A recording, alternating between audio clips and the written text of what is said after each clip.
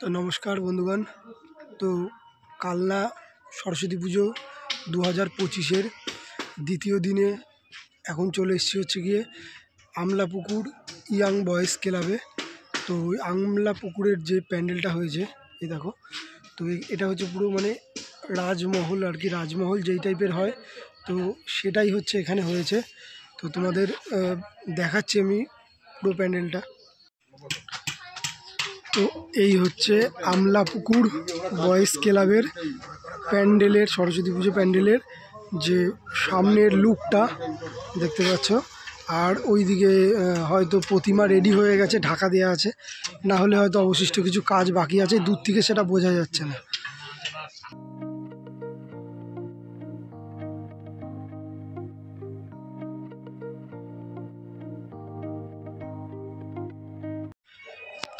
প্যান্ডেলের যে ভিতরে প্রবেশ করে গেছি, মাঝখানটায় বিরাট একটা ফাঁকা স্পেস এবং খোলামেলা প্যান্ডেল করেছে। আর এই হচ্ছে মেন যে লুকটা প্যান্ডেলের স্ট্রাকচার। আর সাইডটা দেখো, মানে প্যান্ডেলটা দেখে মনে হচ্ছে রাজার অন্দরমহলে যে রাজ সবার যে বেশ, ঠিক আছে, তো তারই কিন্তু এখানে একটা চিত্র তুলে ধরা হয়েছে, সেটাই কিন্তু চোখে ভাসছে। বাকি অন্য কিছু হলে সেটা আমার জানা নেই। এই হচ্ছে মাতৃ প্রতিমা, দেখো ঢাকা দেওয়া আছে। আর মাতৃ প্রতিমার যে সিলিংটা কিন্তু খুব অসাধারণ, বিভিন্ন মেটেরিয়ালস এবং ফুল দিয়ে কিন্তু খুব সুন্দর একটা কারুকার্য করা হয়েছে।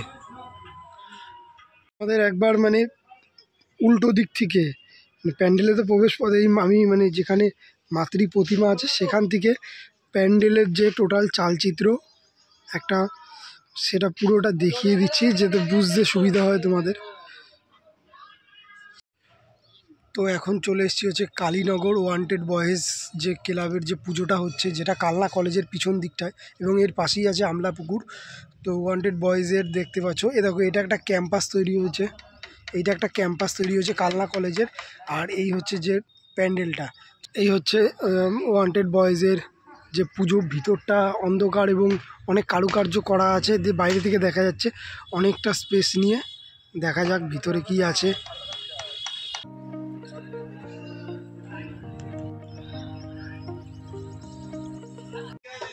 তো ইতিমধ্যেই প্যান্ডেলের ভিতরে প্রবেশ করে গেছি।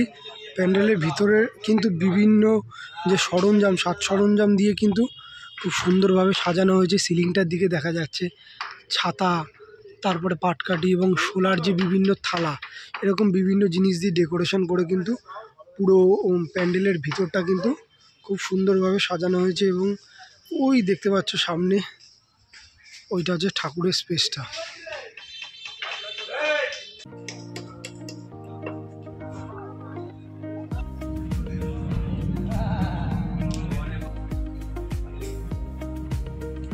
এখন আছি হচ্ছে গিয়ে রয়্যাল ক্লাব, কালনা রয়্যাল ক্লাবের এইবারে 2025-এর সরস্বতী পুজোর ভাবনা হচ্ছে তিব্বতের বৌদ্ধ মন্দির, যেই প্যান্ডেলটা আমি আগে অলরেডি দুবার দেখেছি। এখন প্যান্ডেলের মাঝে, প্যান্ডেলের ভিতরে আর কি দাঁড়িয়ে আছি, তোমাদের সম্পূর্ণটা আমি দেখাচ্ছি। এই হচ্ছে ফ্রন্ট লুকটা রয়্যাল ক্লাব কালনা, তিব্বতের যে বৌদ্ধ মন্দির। আর এই দিকটা বাকি আছে,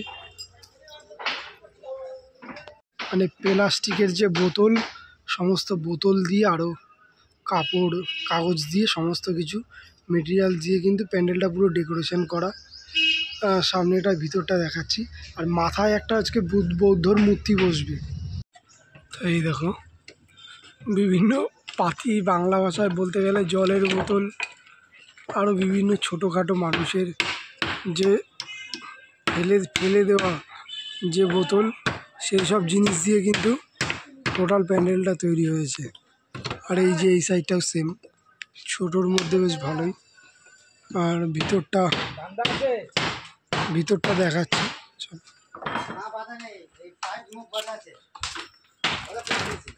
ভিতরটা দেখো, এই যে এত সুন্দর, কি সুন্দরভাবে ডেকোরেশন হয়েছে ভিতরটা। সিলিংটা এখানে হয়তো ঝাড়বাতি ফাড়বাতি বসতে পারে, লাইটিং বা। আর এই হচ্ছে, এইটা হচ্ছে ঠাকুরের স্পেসটা, বাস। তো এখন চলে এসেছি গোলক সমিতিতে। গোলক সমিতির 2025-এ সরস্বতী পুজোর ভাবনা হচ্ছে মায়াজাল। তো সামনে থেকে দেখাচ্ছি তোমাদের। খুব অপরূপ অসাধারণ লাগছে প্যান্ডেলটা। ওই দেখো মায়াজাল SD আর্ট সেন্টার না কি যাই হোক একটা হবে। এই হচ্ছে প্যান্ডেল।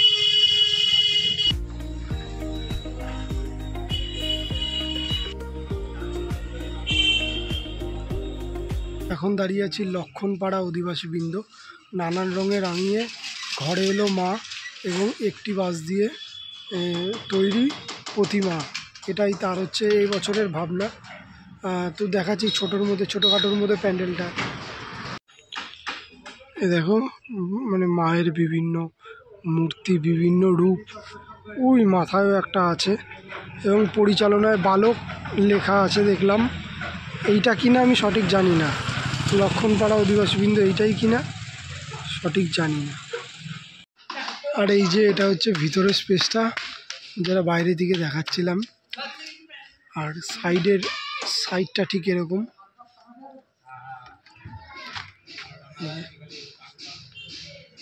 আর ওই যে ভিতরের ওইখানটায় হচ্ছে তোমার মাতৃ প্রতিমা বসবে। ভিতরে আর যাচ্ছি না, নর্মাল।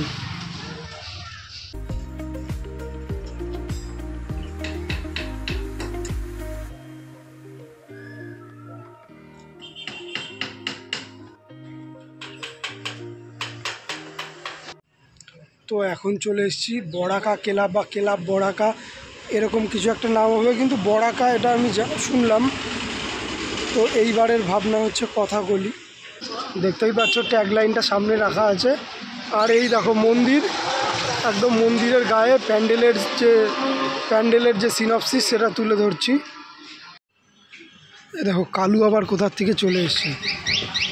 তো এই যে দেখো মোটামুটি মানে সেই মুখোশধারী যে মুখগুলো হয়, মুখোশধারী মুখ, তারই কিন্তু এখানে সব নিদর্শন পাওয়া যাচ্ছে। এবং পিছনের স্পেসটা দেখলাম খুব সুন্দর করেছে, মানে ঠাকুরের স্পেসটা, ঠাকুরটা রেডি হয়ে গেছে। ঠাকুরটা মাটির নাকি অন্য কিছুর সেটা দেখতে হবে। তো ওই সেই ছৌ নাচ আছে না, ছৌ নাচ টাইপের যে মুখে মুখোশ পড়ে, তো সেই টাইপেরই অনেকটা। তো দেখো ঠাকুরের মূর্তিটা কিন্তু অলরেডি তৈরি, কিন্তু এটা একটা ইউনিক ভাবনা যেটা আমি দেখতে পাচ্ছি। মানে লোহার যে সরঞ্জাম, স্ক্রুপ, আরও বিভিন্ন রকম লোহার প্লেট, আরও বিভিন্ন রকম তোমার ওই সে টলির চাকার যে স্পোক, ওরকম সমস্ত রকম মেটেরিয়ালস দিয়ে কিন্তু পুরোই ঠাকুরটা তৈরি হয়েছে। এবং সামনে কিন্তু বিভিন্ন যে স্ট্যাচু, ট্যাবলো বলা যায় যাকে বলে, ট্যাবলো বোঝার সুবিধার্থে বলছি, সেই সব জিনিসগুলো কিন্তু এখান দিয়ে সাজানো হয়েছে। এবং সিলিংটা দেখো এই যে, আর ওইখানে সব কাজ করছে দাদারা।